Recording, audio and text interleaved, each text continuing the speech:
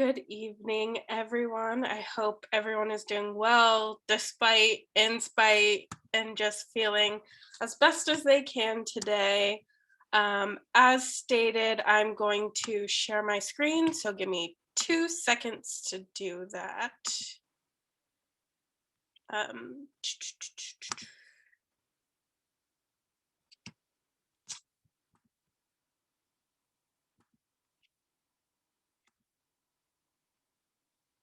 so if you can't see my screen for some reason, please drop it in the chat. But I'm gonna go full screen mode. And hopefully you can see everything and it looks good. So as stated, tonight we are talking social media marketing. I'm here to hopefully help you focus your efforts on what you're doing um, and what you can focus on as individuals, as small organizations, small institutions, where you can really invest your time to get the most return on investment because that's what everyone wants. Um, so I'm Brittany. I am currently the communications director for the Leeway Foundation.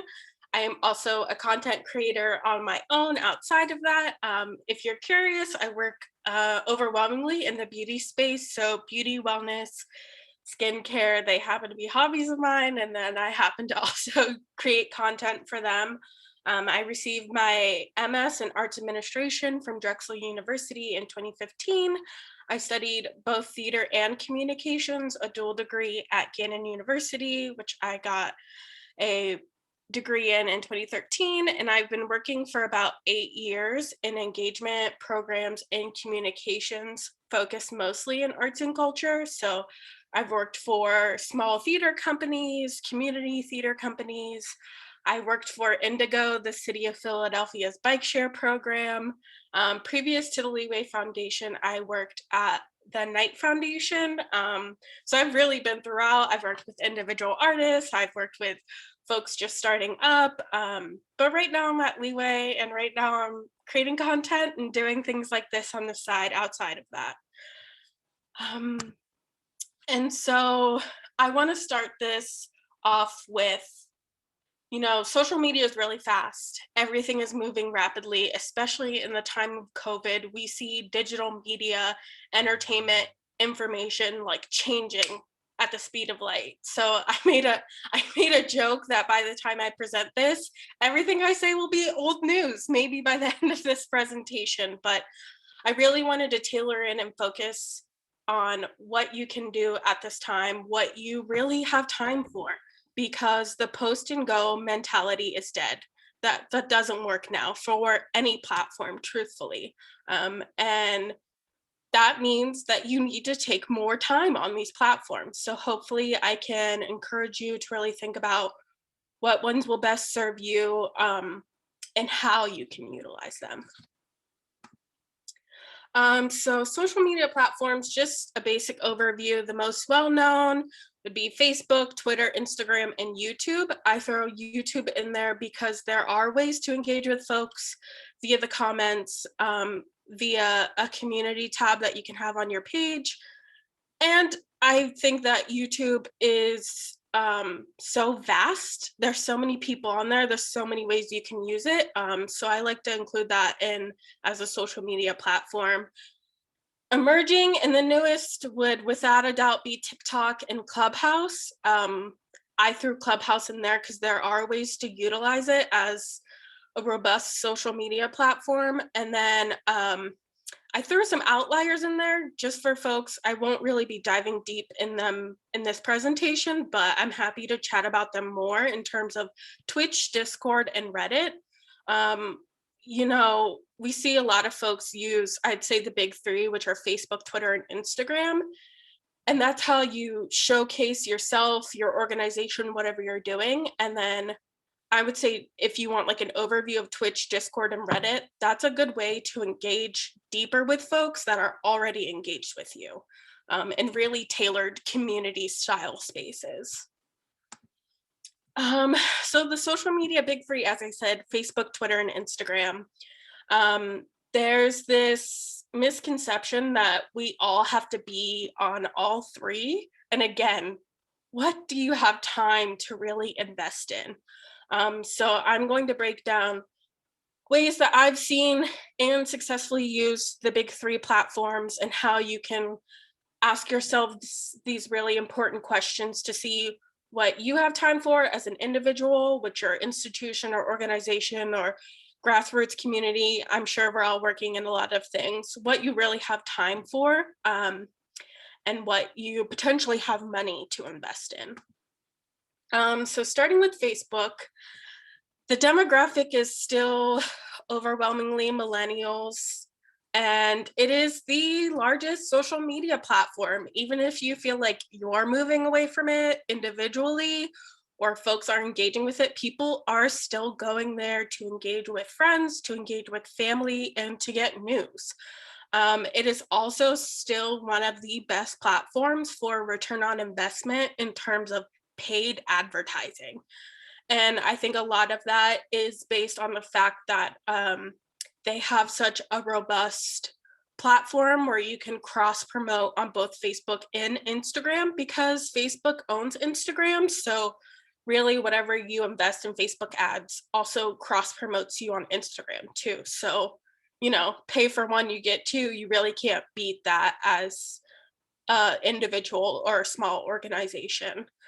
In terms of how to engage in Facebook, because again, this mentality of just posting and going is dead. That's not what we're doing anymore.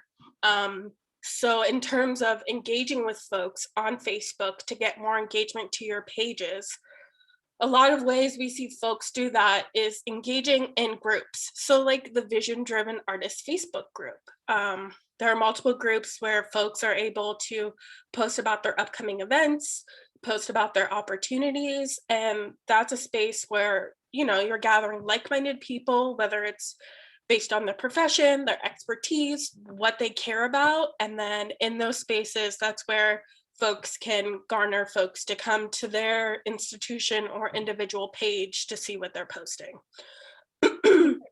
Quick question. Are we supposed to still be on your first slide? I didn't know if you were moving through anything. For Facebook, yeah. Okay. Oh. No, we're still seeing social media and marketing. Oh, really? The initials, yeah. So I just wanted to check in about that before you got too far. Can you see what is going on? All we can see is your first page. Hold on a second.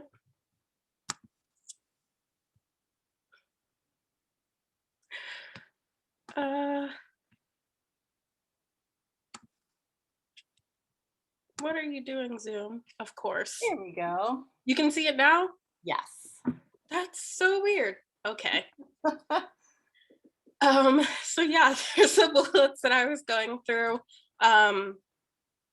We were talking about Facebook groups and how to utilize them for cross engagement. Again, if you are not engaging with other folks' posts, other artists' posts, other organizations' posts, the idea that new folks will engage with you is very slim. And that's just the name of the game with social media overwhelmingly. And it's also important to keep your page information up to date in terms of where you're located, what you're working on, who you're working with in this time of COVID, especially, and folks being socially distanced. And please let me know for some reason it stopped sharing again. So things and tips that can help you with Facebook. Facebook has a app post scheduler. So it's built into Facebook if you have a business page or a creator page. And if you don't, I suggest thinking about if that's something you want to create, if you are trying to bill yourself as separate from an individual, if you are an individual artist, if you are trying to promote yourself as, sometimes folks have different names and their different artist names, but if you're trying to present yourself as blank artist, a business page is something I would look to invest in. It also, when we get into Instagram, will help a lot with that. So when you do have a business page, there is a built-in scheduler for your posts. So you can take some time, schedule out a few posts. Again, consistency is key with all social media platforms. So if you go without posting for months, your engagement is going to reflect that. So, that's another part where engagement is really important. You want to be engaging in conversations that relate to you and your work. So if you don't feel like you have original content to share that day, it's totally fine to share an article. It's totally fine to share another artist that is doing similar work, tagging them, getting them to engage with your post. That's how you build community. Like, I think that's a big part of social media we forget is like it's social, it's communal, it's this space to share. So I know a lot of times it gets overwhelming to think of um, content for yourself in moments where maybe you have a lull or aren't working on a new program, but there are different ways you can engage in conversations that relate back to you. Like all platforms that we see at this time, video reigns supreme. Video performs the best on every platform. Though Facebook feels like it's getting old, nope, video still works really well on the platform, especially, short second clips, things that you are making for these other platforms, post it on Facebook. Things that you are building in your email, post it on Facebook. You should be recycling the material that you make all the time on every platform. Again, engage in current events and topics, share news regarding your sector, your interest. If you're a dancer, you should be sharing other dancers, other news about dancers. I'm a theater artist, so I would be sharing about how Broadway is setting a date to reopen, things like that. Respond to your comments. I see a lot of folks just liking comments or, just leaving a reaction. No, respond, talk to these people. You want to build a community, you want to build a relationship. So you should be doing that. And again, that goes back to what do you have time to do? What can you set aside time to respond to comments? And as stated before, paid ads can be displayed on both Facebook and Instagram. I will get into a bit more detail about that when we move on to Instagram, but I just wanted to throw that out there again. If you pay for an ad on Facebook, it can be cross-posted to Instagram since they are owned both by Facebook and are connected in the back end, which again, I'll get into when we get to Instagram.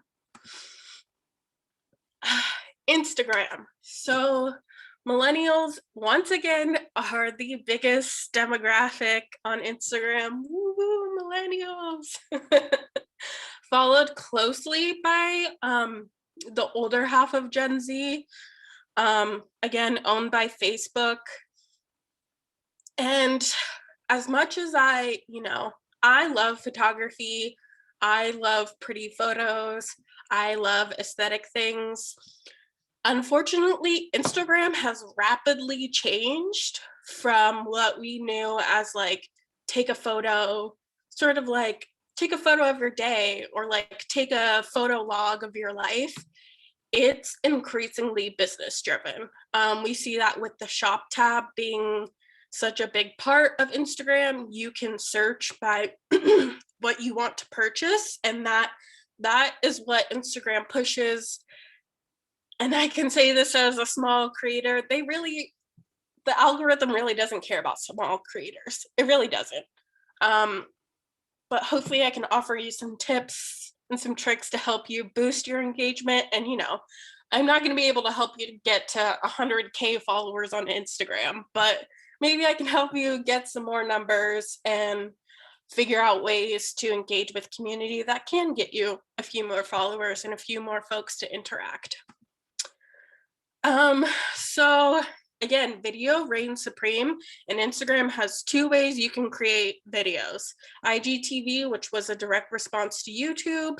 You can post up to 60-minute videos on there. So again, if you have video content, dance clips, theater clips, I've seen folks even post their audition reels on Instagram. So you can post things like that. And again, that creates this community, that creates this narrative, that creates this understanding of who you are in your institution, you as an individual, and then reels. Instagram is the reign supreme of seeing what everyone else is doing and copying it. So reels is Instagram's response to TikTok.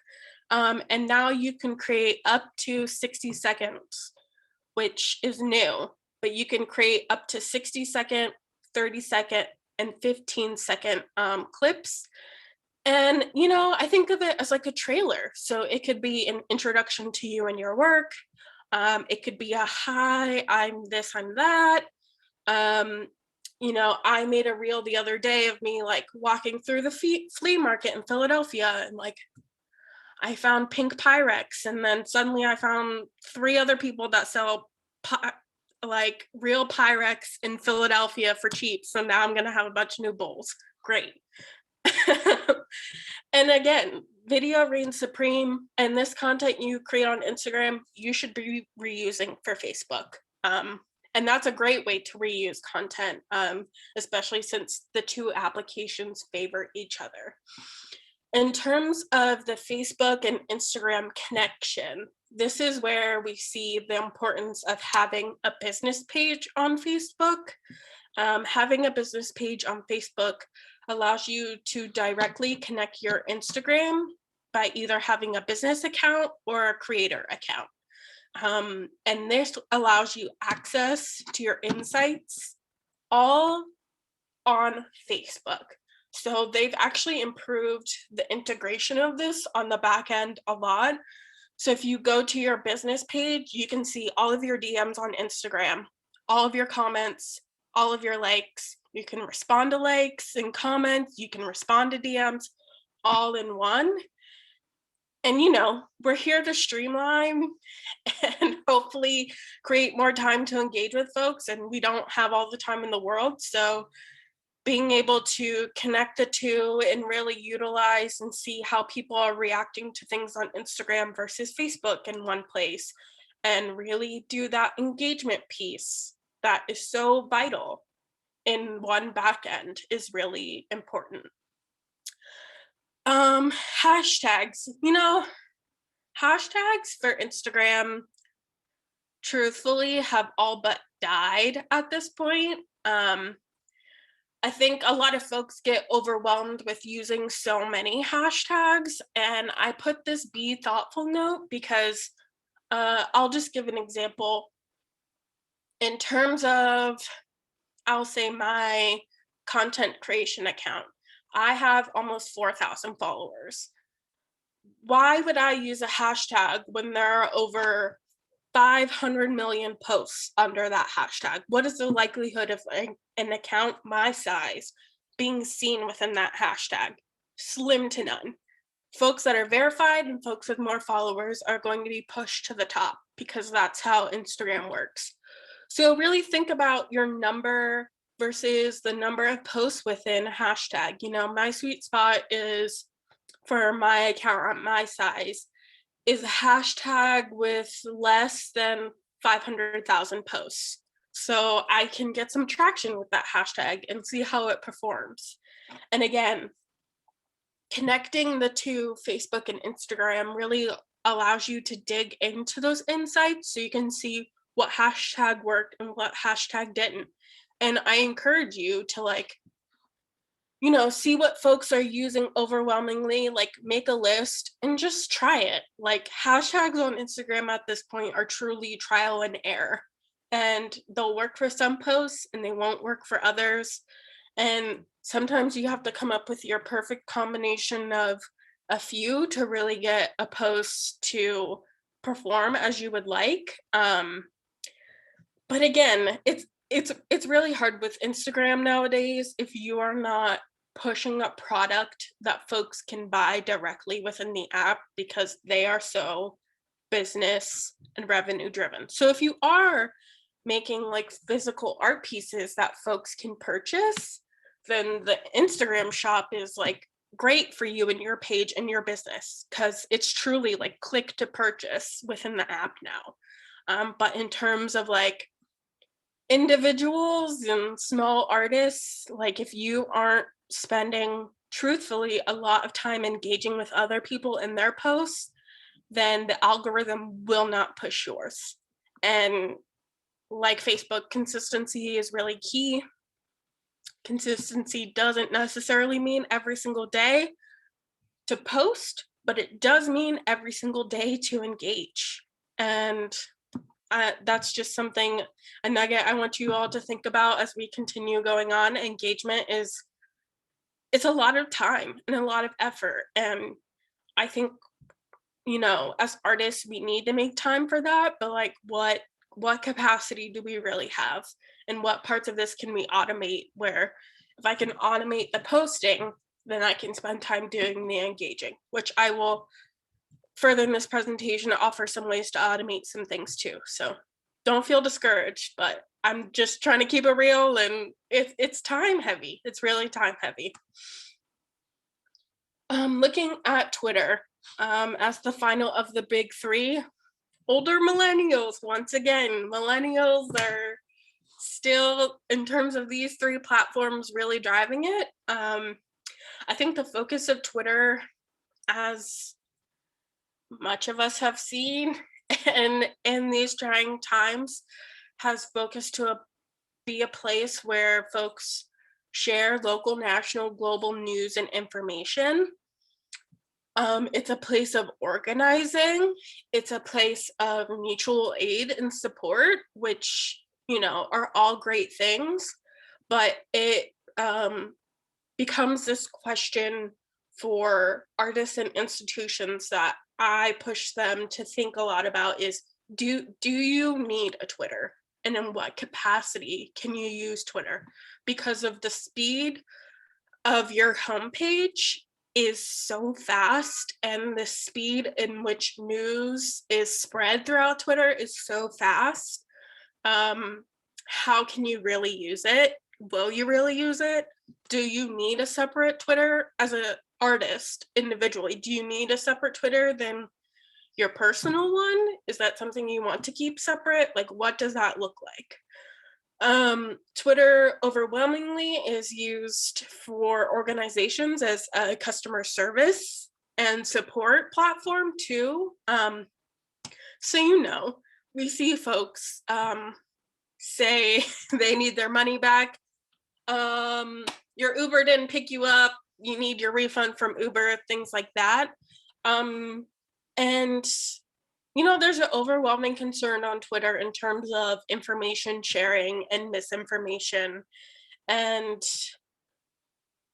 what folks share personally in terms of their beliefs and what they support on Twitter and how that reflects back onto every other platform. So a thing, and I'm going to be straightforward, Twitter a lot of times is the platform that I tell folks, unless you are doing organizing work specifically, unless you are doing mutual aid work specifically, I don't know that it's the best platform for institutions that don't have a large need for customer service support or aren't like having Twitter chats every single day. So what would be your mission in engaging with folks in conversation on Twitter? Are you constantly retweeting? You know, I see a lot of authors use the platform. Are you constantly retweeting new book releases? Are you constantly retweeting conversations around publishing? That's a big part of Twitter that I somehow end up on a lot because there's consistent and constant conversation, especially in the wake of folks increasingly becoming self-published and being able to use platforms like Amazon, whether you agree with it or not, to self-publish their work. That is an accessible platform for a lot of folks to do that. So how are you consistently engaging in conversation for folks to even find your Twitter to think of it as a place to learn about the work that you are doing. What is the likelihood of that? Um, and we go back to this question of the personal versus the artist. If your artwork is so tied to you as an individual and you feel like your personal beliefs, personal values influence the art you make, which it does for most folks, but also influences the conversations in which you engage in, and you feel comfortable having those two linked, like inextricably, then I think it's totally fine to use your personal platform to engage in conversations and then be like, I happen to be an expert in this field as well. And I see other dancers talking about this, or, we see a lot of folks rallying around pay within these fields, or again, I guess going back to like a hot topic right now is Broadway reopening. And there was an article put out about artists gaining weight in the middle of a global pandemic, which starts this really important conversation about how we talk about bodies and art, and the fact that we're all working to survive a global pandemic. And this is the topic of focus, and not the fact that folks have been out of work or folks have been missing art and theater in person. And what does this field look like in the future? And, conversations around accessibility. So you have to be able to engage all the time on Twitter, essentially. So that's a platform where I'm like, that's likely the throwaway. That's likely the platform you don't need. I would say if you're worried about safety, it's okay to secure a Twitter account with your organization's name or your name so no one else can pose as you at any time. But do you really need to use it? Probably not, honestly. What do you have time for? That is the big, big, big question. What do you have time for? Again, having all three platforms is not a requirement. In fact, as an average individual, an individual artist, the ability to build a robust strategy for all three is not likely, unless you have someone to really help you and support you and sit down and spend time doing it. You can create all the beautiful content in the world, beautiful videos, post gorgeous images, post behind the scenes, but if you aren't engaging with other people and what they post, no algorithm is going to push you. What do you want people to do? When I come to your Instagram, what do you want me to do? Do you want me to see your video and then what? Click the link in your bio? Do you want me to swipe up? Do you want me to subscribe to your e-news? Do you want me to purchase tickets? Like what do you want with these people besides just eyes on what you're doing? That's another thing to think about, and really transforms which platforms you decide to utilize for your work. We know that video performs best on all platforms, even on Twitter. So how do you want people to engage, and what do you want them to do?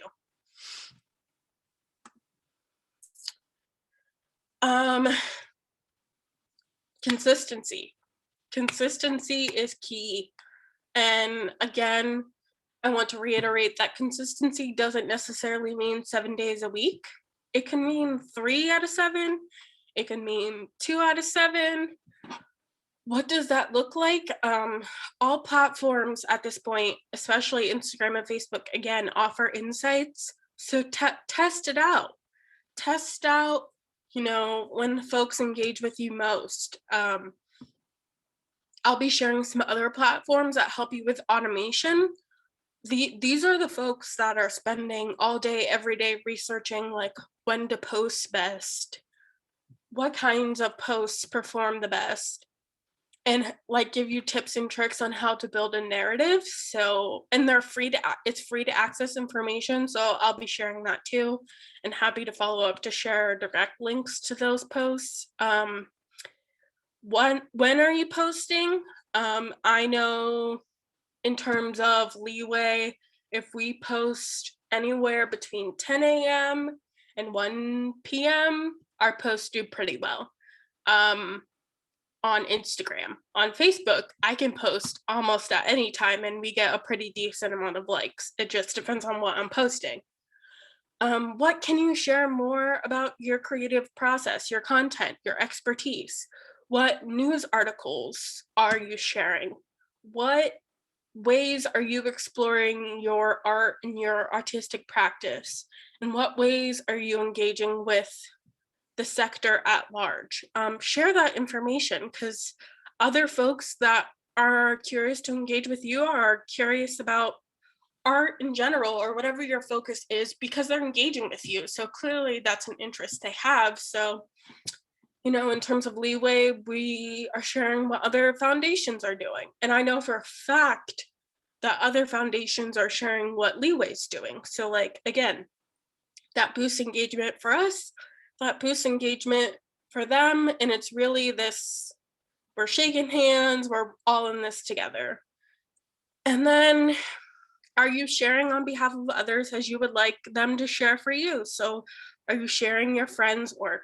Are you sharing this institution that you really like, have collaborated with, have partnered with? Are you sharing what they're doing? And that helps encourage them to share what you're doing.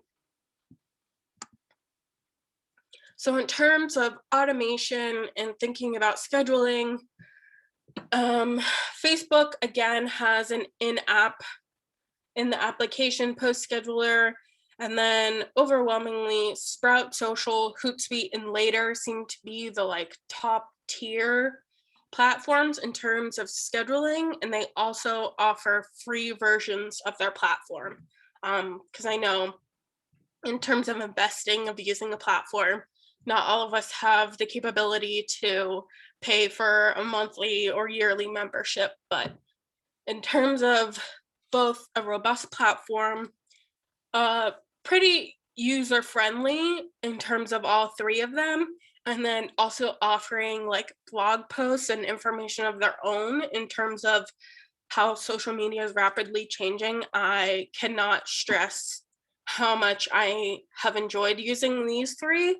I would say Later is very quickly becoming, in terms of the Facebook, Instagram, understanding the integration of those two and how to utilize those platforms, I would say Later is quickly becoming my personal favorite. I don't know that all folks would feel the same. And then Twitter also has a built-in one. It's TweetDeck. So if you're logged into Twitter on your desktop or like laptop, you can go to TweetDeck for Twitter and it instantly links your account if you're logged in, and it's sort of built in and you can see what other folks are talking about. You can save hashtag views. It's really great to help you sort of engage in these conversations if Twitter is something you're interested in. And again, I can share these platforms if anyone doesn't remember, doesn't use them, or needs them afterwards. So then sharing a bit about the two up and coming platforms, TikTok and Clubhouse. TikTok is quickly on the rise to become the next social media giant platform. So if you're not on TikTok, it might be something to think about, even just to see what other folks are doing. I have to admit, I was a millennial that was like, I'm never downloading TikTok. And then quarantine hit and I downloaded TikTok and I do enjoy TikTok. Right now is like the pivotal moment to really cash in on being able to grow quickly on TikTok before, we see it potentially pull in Instagram where it becomes more driven by revenue and ads. At this time, it's still very much favors small creators or any creator really. It has this weird magic of being similar to YouTube where you can niche down and go viral in And the word viral in the world of TikTok is very broad, because of the ability of folks from all over the world being able to engage with your posts. Um, it is known as the Gen Z application, but millennials, I think more more and more millennials had the similar sentiment that I did, where they were like, I'm never going to go on this. And then curiosity. And I say millennials for all of these platforms because they are the largest demographics so far, but a lot of them, especially Facebook and Instagram, have such close runner-ups with generations after millennials and before millennials. So, but those seem to be the leading generations on these platforms, Gen Z for TikTok. And again, it has this weird marriage of like Instagram, Twitter, and YouTube all in one, and that you can show snapshots of your life, of your day, like you do on Instagram. You can engage and organize and have really important conversations like you do on Twitter. And then truly anyone can really sort of like go viral or blow up, or really have their videos pushed out like you would on YouTube, depending on what your niche is. If that's something you're interested in doing, which is choosing a niche. The For You page on TikTok is really curated organically by the content you engage with. So if you want to see more dancers, if you're, a movement artist, if you want to see more movement artists engaging with their content, liking it, sharing it, commenting on it, has the algorithm adapt to what you are engaging with. I will say, for example, I was kind of willy-nilly on TikTok, and I ended up liking about 3 TikToks in a row that was focused on Philadelphia. And next thing you know, I was on Philadelphia TikTok, and my whole For You page had artists that I know from Philly. And it was very interesting to see how, at the speed in which your algorithm adapts to what you engage with. Using songs and viral songs is a really good way to push your content, and TikTok shows you exactly what songs are doing well at that time. It also shows you hashtags that are doing well at that time, and what is being pushed via the algorithm on essentially everyone's For You page. And it's a lot more flexible in that I see folks utilizing those sounds or those hashtags, even if they don't really have to do with the content, because again, that's just helping push you to a larger audience, but it still depends on what folks are engaging with. And it's really person centered.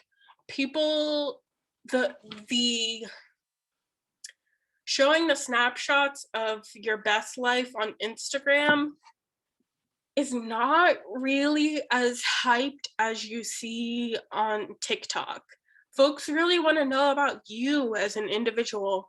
Folks really like behind the scenes. So, take 60 seconds to talk about your creative process, or to share information, or to, show a practice where you mess up or are practicing lines or sculpting something, or a 60-second rapid time of you drawing a piece or painting. Folks are really interested in that. It's really personal in this way, where it's not just what feels aesthetic and sort of like this lifestyle I want to attain and really like every day. But I will say that TikTok is more of a funnel than anything. It is not a place where you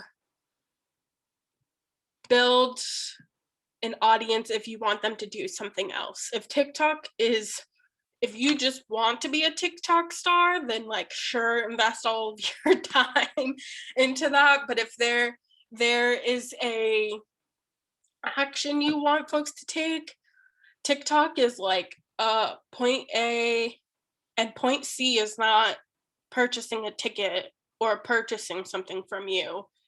It's like there needs to be a B, another point where they're reaching out to you. So are they going from TikTok to Instagram? Are they going from TikTok to YouTube? Are they going from TikTok to another platform? How else are they engaging with you?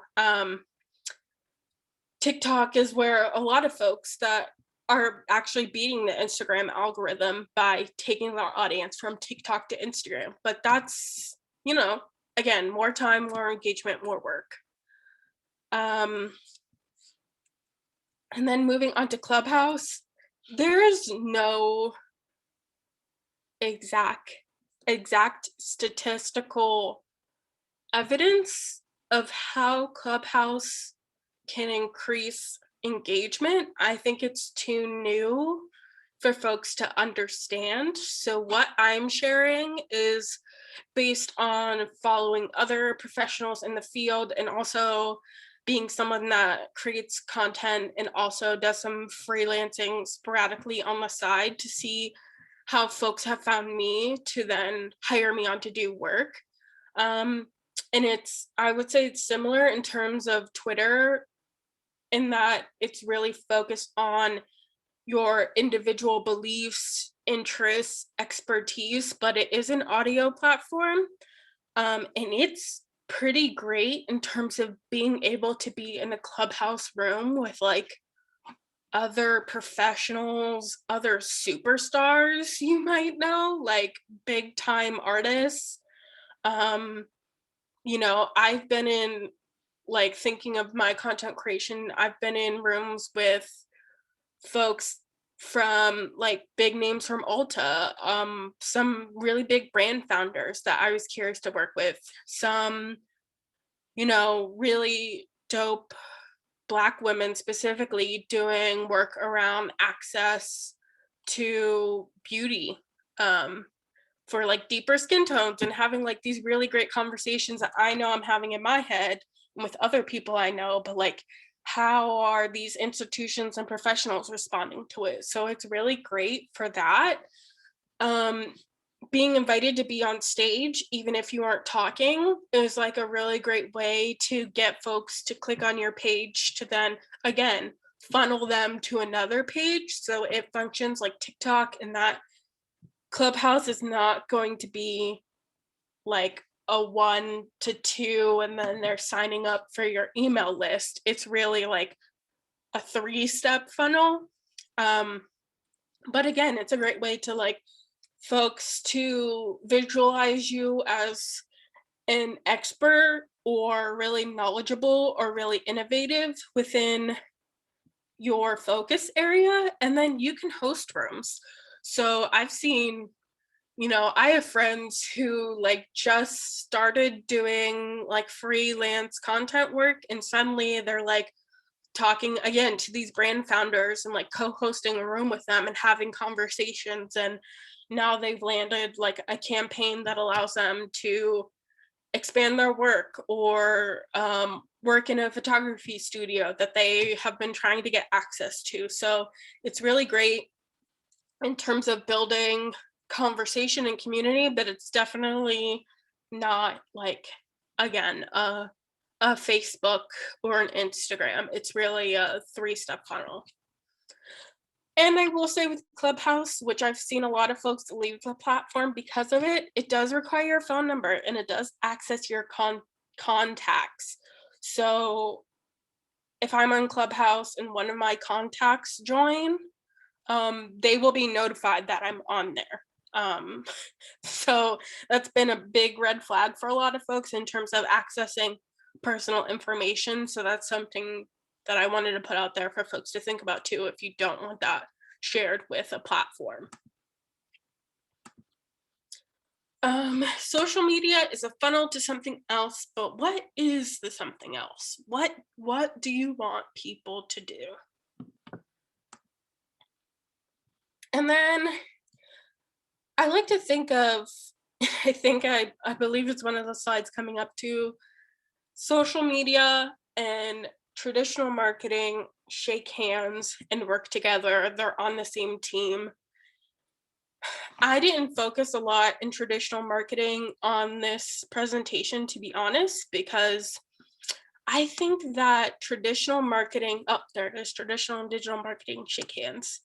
Traditional marketing isn't dead at all, but how we engage with it in the time of COVID has really turned it on its head. And I'll speak from experience. A lot of us that maybe work in office don't have the same access to our lists and our folks that we had pre-quarantine, pre-social distancing. Folks aren't going out in the same way. So how are we reaching people? I know for a while for me, like getting my mail was like this really big to do because I was like, unfortunately, the mail folks are out there going from house to house, and I have to sanitize my mail now. But there is this, we're in this never ending conversation with this digital divide that folks are being, I don't want to say forgotten, but it's becoming tricky with investing in print materials because of the cost of maintaining a mailing list, because of folks' access to postage, to being able to see those materials. Um, but how do we reimagine it? How do we maybe go back to things like flyers? I will say, in my work with Leeway, we really utilized our community partners to help with our traditional marketing materials, so posters. Um, and that kind of goes hand in hand to me, um, with this idea of engagement, like you see in social media marketing. Like it's work to keep a list of community partners that you tap in and ask for support. It is work to build a system where you have an understanding with a partner or a fellow artist or community member where they share your work and you share theirs. But the response and the outcome and the long-term investment is really important, and I think will really continue to help you build your audience both in a traditional marketing and digital marketing sense.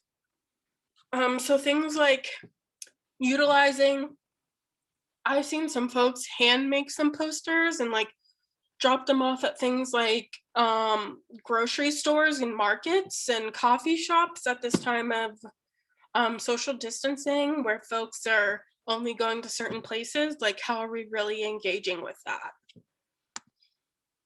Um, in terms of email marketing, I loop that under traditional marketing because email marketing is tricky. And I focused in on that. You are more than likely going into people's spam folders if you are utilizing a platform like MailChimp and not um, cleaning your mailing list or really looking at the insights of when people are opening your email and what they're clicking on and what they're interested in. And if you are only contacting people when you want them to purchase something or support you in like an exhibition and not at all engaging with them any other time before that. Um, so I will say specifically at Leeway, we saw us going into folks' spam folders and had to send another email to get folks to whitelist us, which is what you want folks to do. So you're not going into the promotional tab or the spam folder. Um, so things like getting the first names of the people that are subscribing to your email list and including that in your email can help you get moved out of the spam folder. A really, really big investment would be search engine optimization and doing some like having a developer help you back end code to get you put on to folks' whitelist, but I didn't include that because that's quite a bit of money to do that work. But again, how are you engaging folks before you're asking them to buy something from you, or to, even if it's just buy a ticket? Like what are you sharing with them? What are they learning about this work that you are about to put on display before it's on display? How are you engaging them in your creative process? Um, I will speak again specifically from Leeway perspective. You know, we fund artists and cultural producers that work in social change. That requires other people. So, like, how are those other people a part of this process? How are other people a part of your process? How is your community engaged with you? I will say overwhelmingly invest in, it can be a Fiverr. If you don't know of that website, it's where you can hire on someone to do like transcribing or quick design or quick branding, but make the small, I won't say small investment, but make, if you're able, the investment to make something that looks like you and your work, that matches your brand. I see a lot of time individual artists kind of slap together this email, and if you want me to understand the voice of you and your work, I want to see it in your email marketing too. I want to see it when I click on your email, like I'm getting the full story. And cross again, recycle your material. Use whatever you're putting in your email on social media. Use what you're putting on social media in your email. That really helps lessen the worry of creating content all the time. Marketing is a numbers game. Um, these platforms now more than ever, and hopefully it only continues to get better, are offering free insights, free numbers, free breakdowns of how people are specifically engaging with your content. So, how are you taking time to look at those numbers? How are you taking time to see when people are engaging with you, to see when people aren't clicking on things, what they're clicking on? Um, if you're not building on the positive interactions you are seeing online, then you're just posting into the void. If I see folks are engaging with my email when I send it on a Monday at 10, and I suddenly start to send emails on Tuesdays at 6, why would I do that? The numbers are telling me otherwise. Why would I? If it's not broke, don't fix it. Things to analyze. Again, this presentation was really focused on getting you all to focus on what you truly have time for, because engagement is the name of the game for social media. Um, so what time are people engaging with your posts the most? What time are people opening your emails? How are people reacting to your posts? Do you get a lot of laughs on Facebook? Do you get a lot of hearts on Facebook? Do you get more comments on Instagram? Do you need to spend more time responding to those comments? Absolutely. How consistent can you truly be?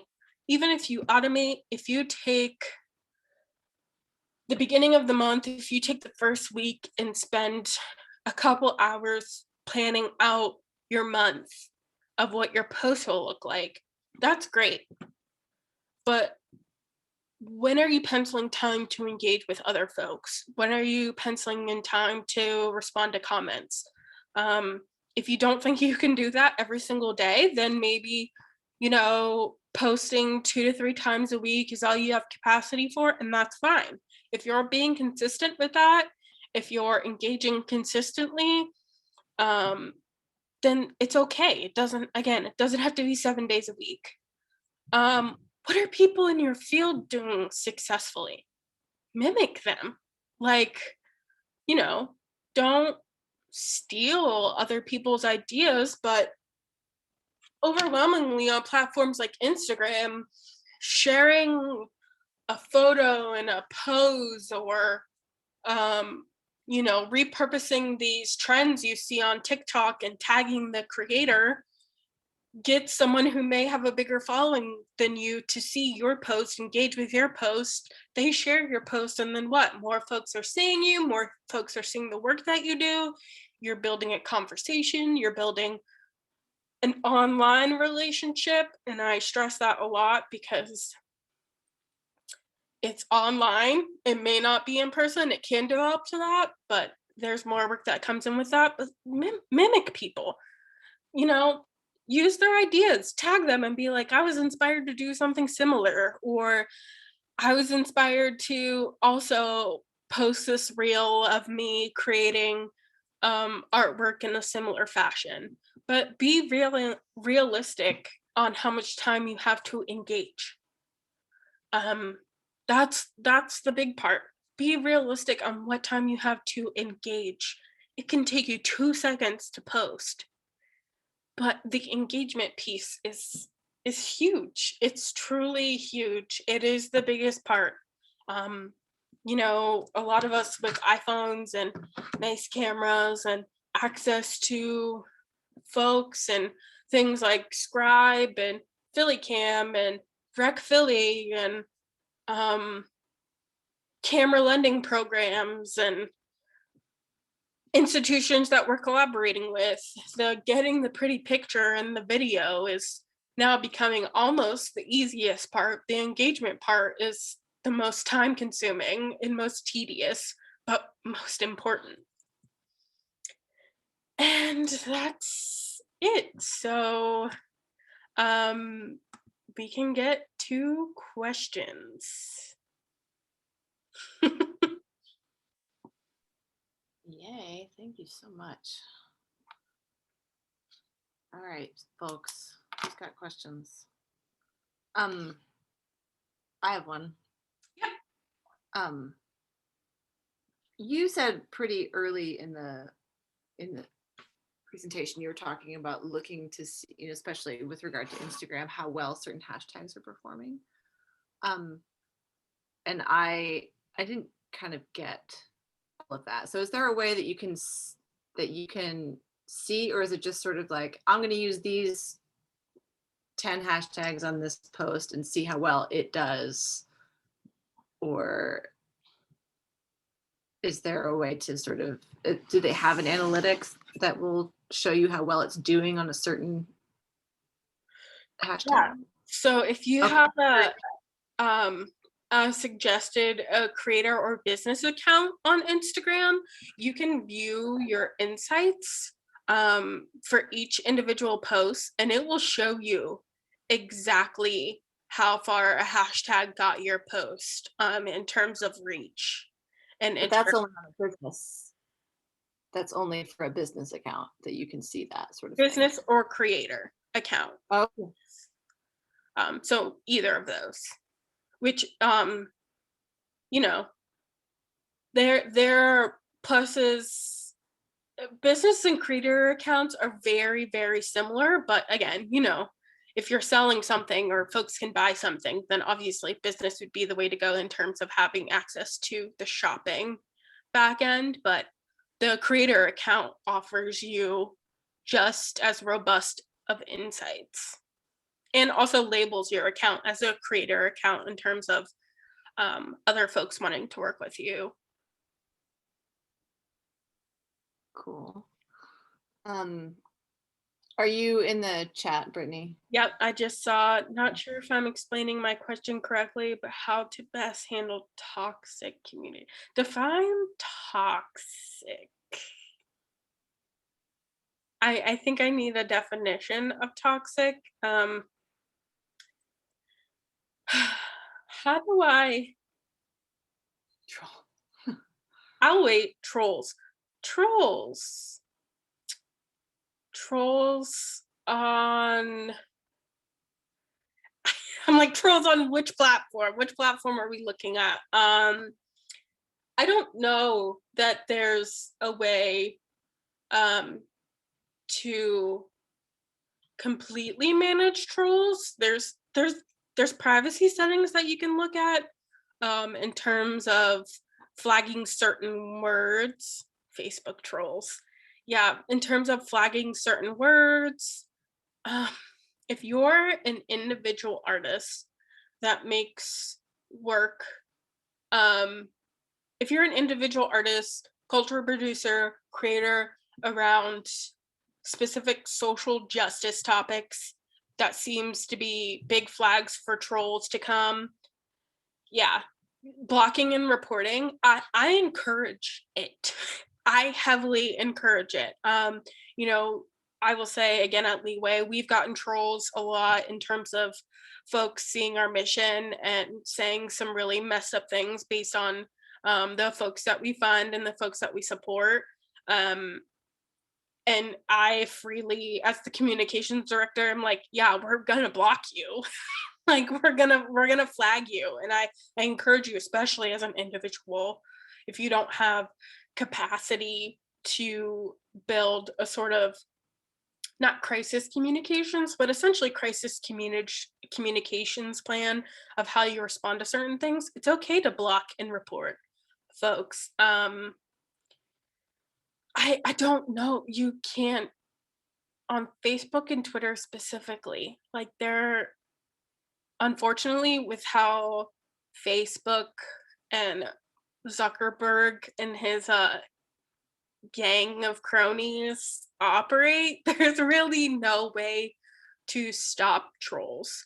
I did see turning off comments, the comment section helps, and it does suck. It does hit your engagement hard. Um, I don't know the yeah, block and report people. It's okay. Don't feel guilty about that, especially when your work is personal to you and personal to your community and really important. Don't yeah, block and report. I block and report all the time. And if I was going to say if I can offer anything, like remove the shame of blocking and reporting people who are attacking you as an individual and your identity. Do it. I have a question. Thank you for this very thorough presentation. It's been very helpful. I'm wondering, how do you recommend growing your audience on Instagram in particular? I do organizing work for social justice issues, and especially during the like really big galvanizing moments of 2020, it was really easy to grow Facebook groups because we also, you know, as a part of collective organizing, it was easy to ask people, you know, invite everyone you know to join this group, and then that helped to expand the group really quickly, and it was great to have a connection. But then we were trying to resist doing Instagram just because what do you have time for? I was really, honestly, I was just waiting for Instagram to like go out of business, but it only expanded even more since then. So it's been much harder to grow Instagram, and I was wondering what recommendations you have for growing that network. Thanks. In 2021, no, I think, you know, if you're organizing, let me slow down. You're organizing around, I'm sure, specific social justice calls to action. So how do you utilize platforms like Canva, platforms like Over, to create quick bites and like quick copy images of folks to really grab onto this information and share it out. So there are so many. Let me pull up like I'll pull up an account real quick to like give a specific example that maybe you can check out too to see what I'm talking about. Um, what is a good one?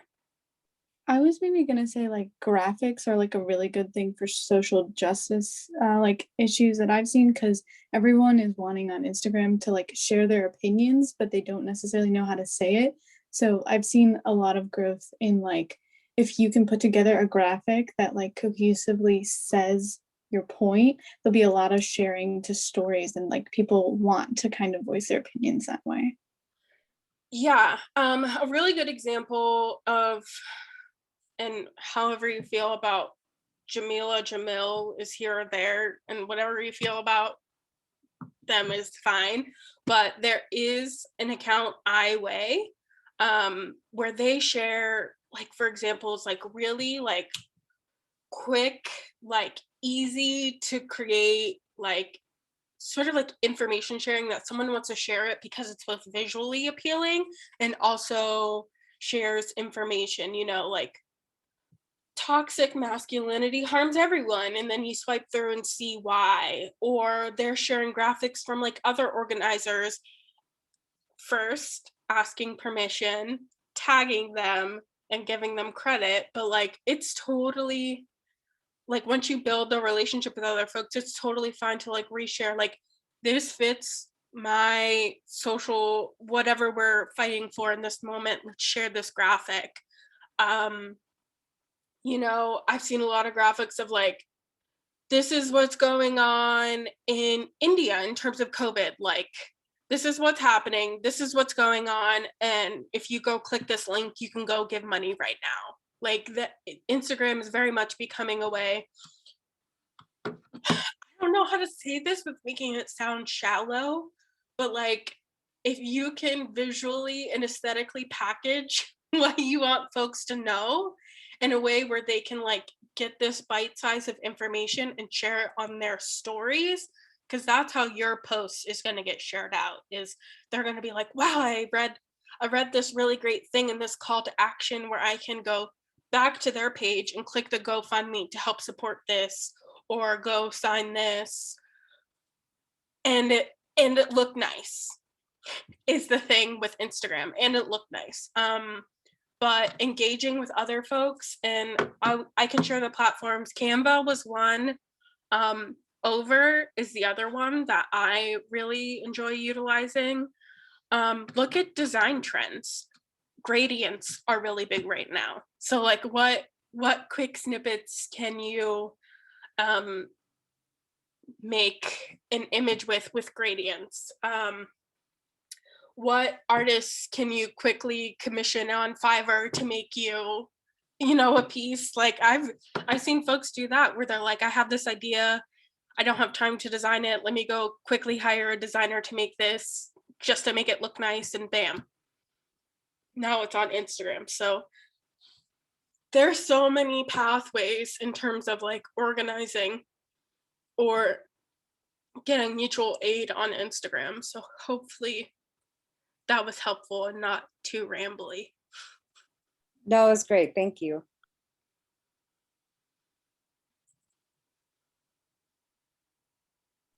I And I had will a, say, oh, sorry. I was gonna say, go find, from that account go look at the hashtags that people are using. I know there's now a Stop AAPI Hate Instagram page, and go look at how they're like making bite-sized information carousel posts that are engaging folks, that are then getting them to go do something else, because you inevitably want folks to do something more than just look at your Instagram and just like to post. So copy other people, it's okay.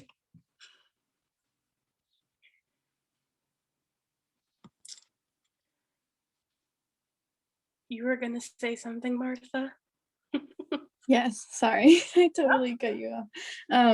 I was gonna say just a thing that I saw. I saw an interview with a TikTok engineer today with a little bite size of like information that I thought might be helpful. Was he said he was speaking about their algorithm and how they do everything. So he said for any, like, the reason anyone can go viral is they set, when you post a video, it goes to your first low level, they push it out, they push it out to a low level amount of people first, and based on how many times it's played over again, how many times it's shared, and how many times like it's liked is not that like important. It's mostly like reviews of the video and shares. And then it's pushed out to a medium-sized audience. So like TikTok does the pushing for you.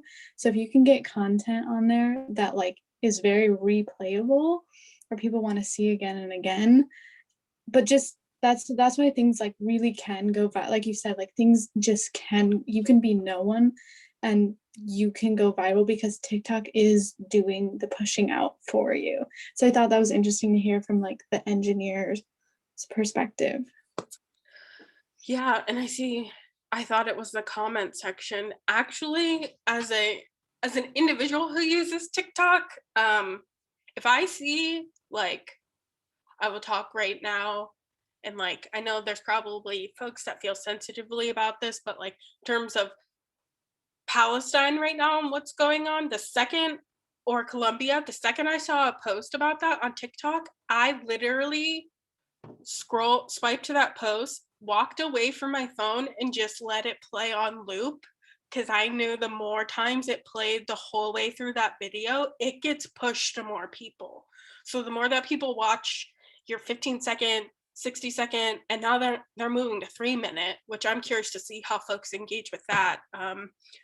But the more that folks like watch your video in full on loop, the more it's going to get pushed out. So I know in terms of like when I see an organizer come up on my For You page, I'll just like stay on the video, like it, share it, and then I'll literally walk away from my phone and I can like hear it in the background. I'm like, okay, but more people need to see this. So I'll put my headphones on and like play it on loop, but I'll literally let important things like that, I'll let it loop.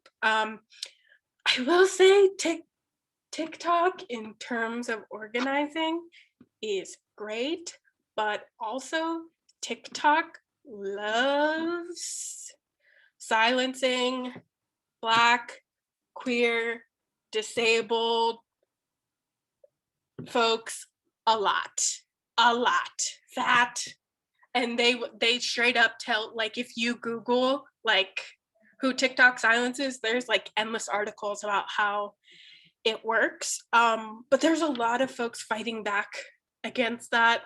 There's a lot of folks that will just remake their page. The organizing I've seen around sex workers in particular has been incredible on TikTok in terms of like how do we push actual legislation for folks and their safety. The perception is that I do agree that the perception is that it is the social justice platform, but I think it's very reflective of the real world, and that when certain people that look a certain way talk about social issues, they get pushed out, and their content does well, and then people that look other ways, in terms of white supremacy, you know, can do really well, and then suddenly, you know, there was this issue of folks can false flag your content, and if you get so many community violations, they'll ban your account. But then I've seen people rally and get folks' accounts back. So it's very communal in that way. It's very interesting in that way. So I feel like it's still really new to see how it works long term in terms of organizing, but the work that I've seen in terms of like disseminating information has been incredible and overwhelming. It's like it can almost function as, you know, when we're in election season and it's like every second like a new state is being announced and that's like how TikTok, sometimes my For You page is like, there's this, you know, with Colombia and Palestine and the Philly election, my For You page is like breaking this and breaking that, and don't forget this and vote for that. So it's kind of feels like an election night sometimes, in which the speed things come out. So it can be a great organizing tool. So yeah, I guess I have another question then based on that. So I've seen like this trend, or I read an article about this new trend of essentially like micro vlogging. So the creators that are getting really popular right now, like Victoria Paris is doing this, like the obviously very much like cisgendered white woman into fashion, like that kind of thing. So um the content that TikTok would push out, um but like what she's doing is very different. She's doing these micro vlogs. Do you think there's a way to do that type of content for brand specific, um kind of in a brand specific kind of way, not in like a personal driven way? Yes. No, I think there is. I think, you know, in terms of, I'm thinking of like, again, like the content I create on the side, and it can be adapted, but like the day in the life of, oh, people love like day in the life of like a small business owner. Those also go viral. The day in the life of an artist, the day of a in the life of anyone really, like where people want to know like where are you getting your information, where are you getting inspiration. Can you give me like a specific sort of like what type of brand are you talking about specifically? So currently work for like a quilting cotton like business, and we sell a lot online, and we do really well with reels. Like reels on Instagram do really well with helping with follower count. But we've been trying to see like what can more so go towards like direct sales. And so we didn't know if TikTok would be like a way to, because small businesses can go viral like that, and there is a sense of quilting community on TikTok, which sounds really Absolutely. polar opposite. Oh, I've, um, I've seen quilting TikTok. yeah, well, because I think it's something too, like Gen Z, like people like me think like I just think those sewing videos are kind of satisfying, like if anything. And so yeah, I guess that's my specific kind of business. Yeah, I'm thinking of like talking about what kind of, textiles and materials you use. How are you building a quilt? How are you thinking of like the color palette? Like people want to see things like that. Again, the sewing videos. I think a lot of your reels might do well on TikTok too. And I will suggest though, there is a caveat, and that Instagram will not push a TikTok if the TikTok logo is present in that video.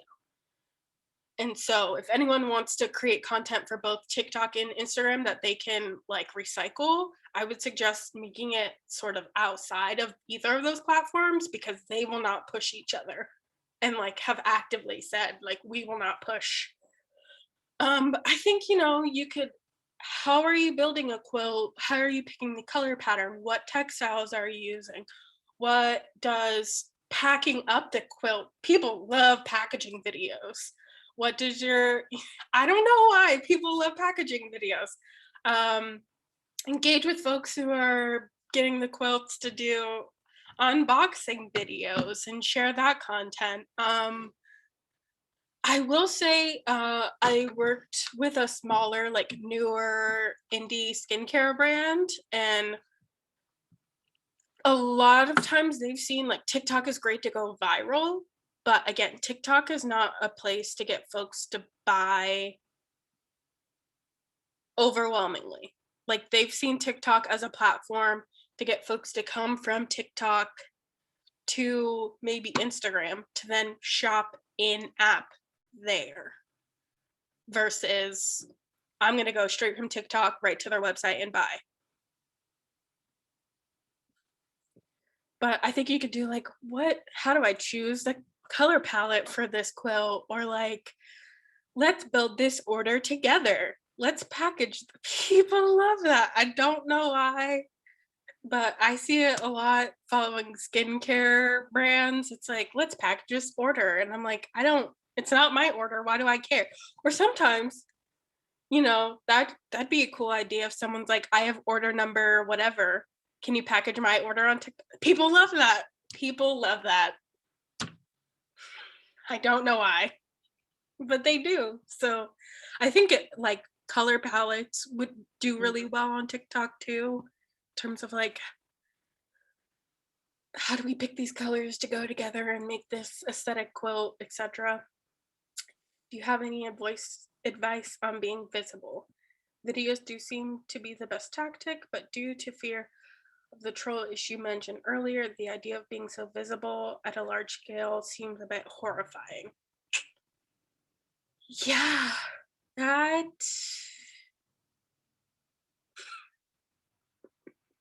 no, I don't know that I have an answer for that if I'm being completely honest. Especially in terms of like social organizing work.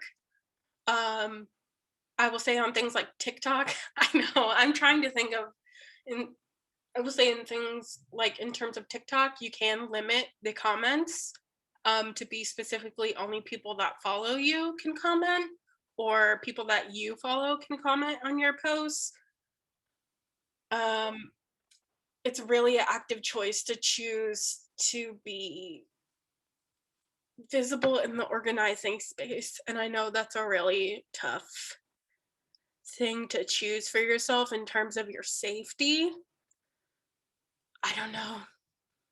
I can see if there are some really great examples because I know for without a doubt that there are leeway folks that get grants that do organizing work that I don't actually know like anything personal about them. So I can see if I can drum up some good examples and maybe have them shared to you, but it's it's hard. I think you could do that well on Instagram, but in terms of something like TikTok, I don't think you can. People want to see who's organizing, especially now. People want to with things like blackfishing on the internet. As someone who's experienced following accounts thinking that it's a specific black organizer around black social issues and then finding out that it's not a black person behind that account, people want to know who is behind there. All right, it's like 7:30, so we're a little late in. If anyone has any final questions. We're not actually. We go till 8, so we have time. So you're good. I have a quick question that I thought of. Not that we have to go till 8. If we're good, we're good.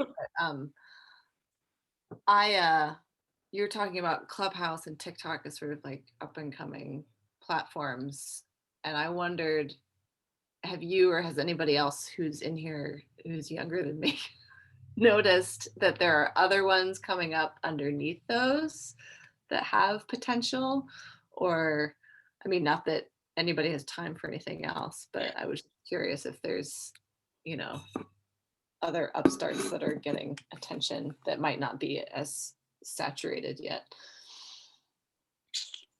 I was gonna say I agree with what she had said about like once you have your audience, doing things like Twitch and like the Reddit and like those, because I know it goes in like tiers for me. So the people who I follow on every platform are going to be the people who then I follow on to like the engagement platforms. So I have like on the engagement platforms, I have like I only follow like maybe 5 to 10 people because it's like the people who I want to be in their groups and want to be like actively talking and things like that. But I think TikTok is probably the best. I would say I use TikTok, the link tree. I find myself shopping online through a link tree like very frequently. Like when I see a brand that I like, I'll go onto their link tree, go onto the website, screenshot like an item so that I can come back to it and then I continue scrolling. So I'm like older Gen Z weird area kind of 99 baby thing. But so I find myself because I have that a little bit more disposable income than maybe like a Gen Zer would have. I find myself kind of saving to come back or like following the account to come back to shop later. But then also, like you said, using it to go follow them on Instagram and do that. But yeah, I would say towards Christy question, it's just like TikTok is pretty much the biggest thing. But if you want to like really engage, I think Twitch is like the biggest for engagement, but Discord, and I know a lot of people who use Discord also. Yeah, Yeah, popular in my house too. I've helped build a Discord and like help run one with a friend of mine around like specific issues. And Discord is like your superstar fans. It's like if folks that aren't on a Facebook group, it's like a Facebook group on steroids because you can really tailor the content, really engage with people, see what they're doing. But again, that is like a ton of work in terms of like maintaining a Discord and like monitoring it and seeing who comes in and like what kind of content is being posted. But yeah, I think Clubhouse and TikTok, I think Clubhouse is like TikTok is like up and coming and like people hear it and they know like very baseline what it is. Clubhouse, I think, is like still this weird enigma to most folks. And now that Twitter has introduced spaces, I'm curious to see if Clubhouse grows even more.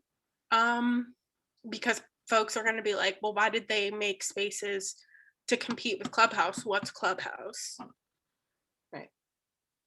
Which I just like while we were here, I downloaded that app and got in there, and it was like, well, you can't come in right now, but if you have somebody who's in here that can invite you, you can come in. Yeah. But we're like, it's still very like small and exclusive.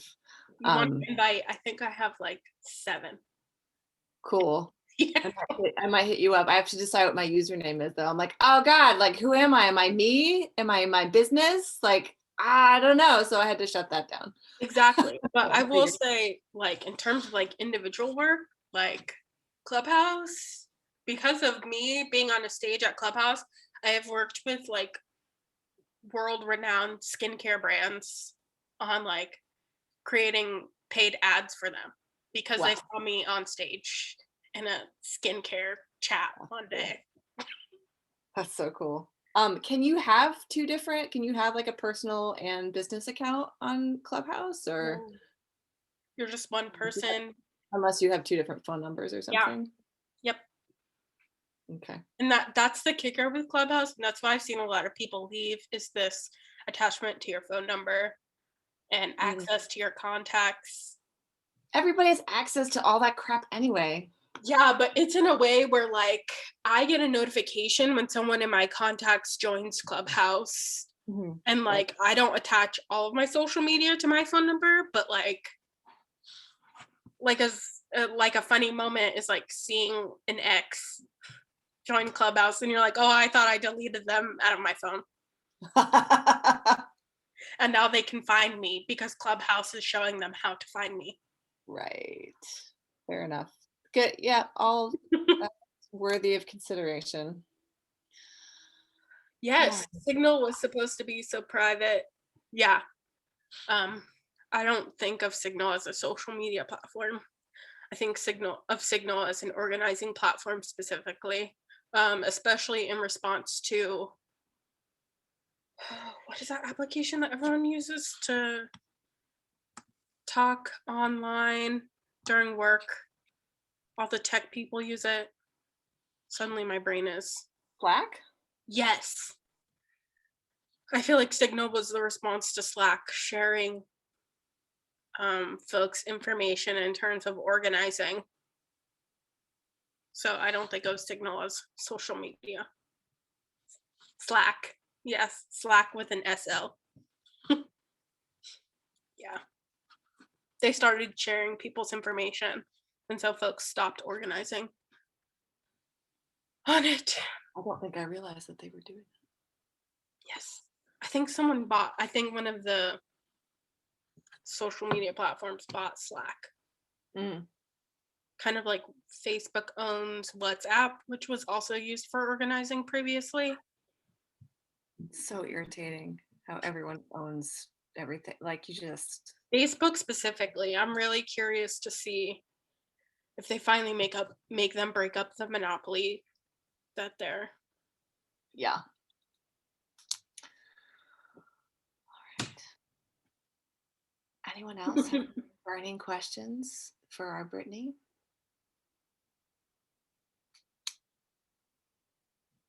Rock and roll. Do you have any specific platforms that we could look at your content? Like any public platforms? Sure, if you want to look at my Instagram where I make things personally, please detach any way you might know me professionally from that. They are not linked. My employer has no, well, we pretty much share values, which is why I work there, but I'll drop my Instagram handle to everyone.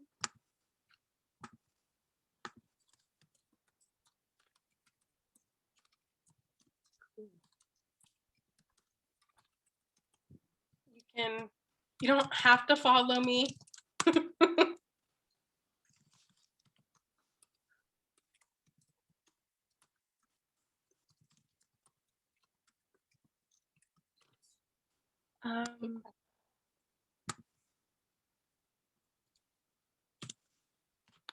Anything else? You can also see how I'm trying to, I will say I did get into my older, I'm not an older millennial, but I was in that mindset for a minute about reels on Instagram. And now I'm trying to use them. I was like, this is dumb. I don't want to do that. But, you know, you post one reel a week and suddenly Instagram's like, show everyone everything. Ugh, man, I'm so avoiding video content, and I know it's the thing, but and I'm trained as an actor. Like I don't mind being in front of an audience, but somehow like being in front of, but that's different. There's like a separation, right? That's not like being right here. I don't mind an audience, you know, I like talking to people. I don't know why I have such a fear of like making content and talking to people online, but it's, I mean, and I'm Gen X over here, so I'm super old. Right. I agree. You know, in my undergrad program, that was something I struggled with, is I can be on stage all day. All day. You want me to be in front of a camera? You want me to present on Zoom? A presentation? I think there's something about folks willingly like buying a ticket to come and see a thing that they're clearly interested in versus like my video popping up because of a hashtag I used. And then someone, I don't know, looking at it and being like, their hair looks weird. I don't like their glasses. Why is there a reflection from their camera? Christy, I would almost think of it as like, because I know you have your business side and your you side kind of. So I would almost think of it like, if you need to think of it in that acting kind of way, like when I go on camera for my quilt shop, that's like my business me like face, and like anything that anyone could say to me is to that me, it's not to the personal me. So like I try and like treat it as if I'm not playing a character, because people want to see authentic people, but like play the character of yourself, so that way like any comment or any weird thing that happens like that can kind of reflect off a bit easier.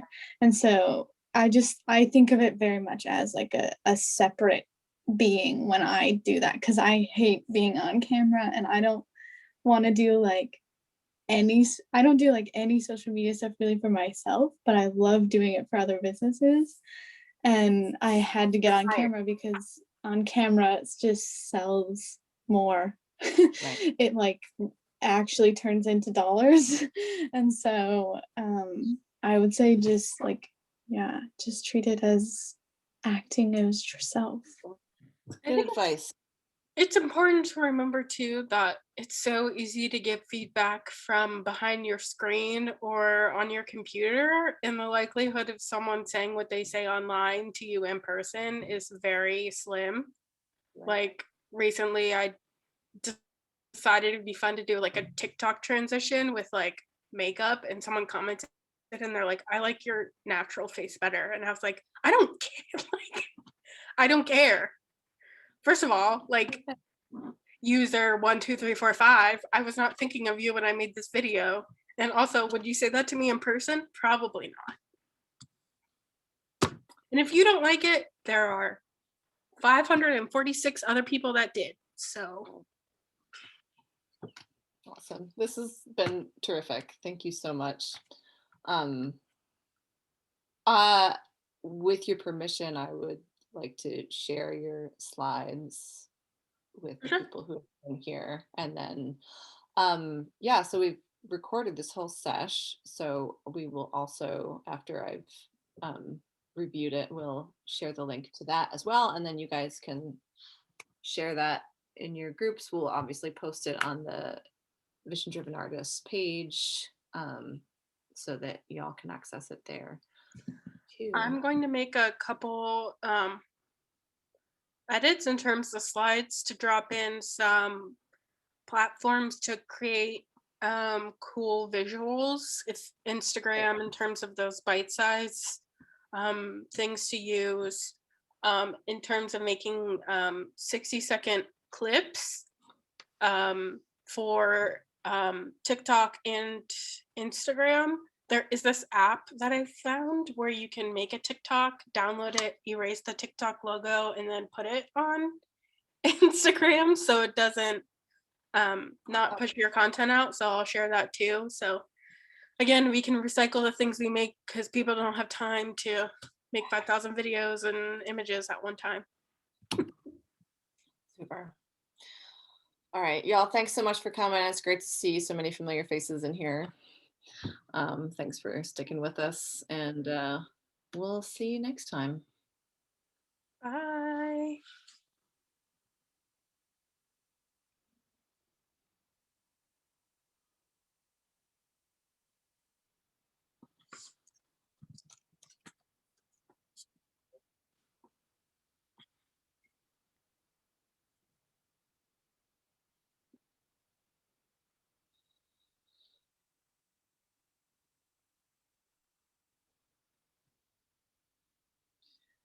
We did it.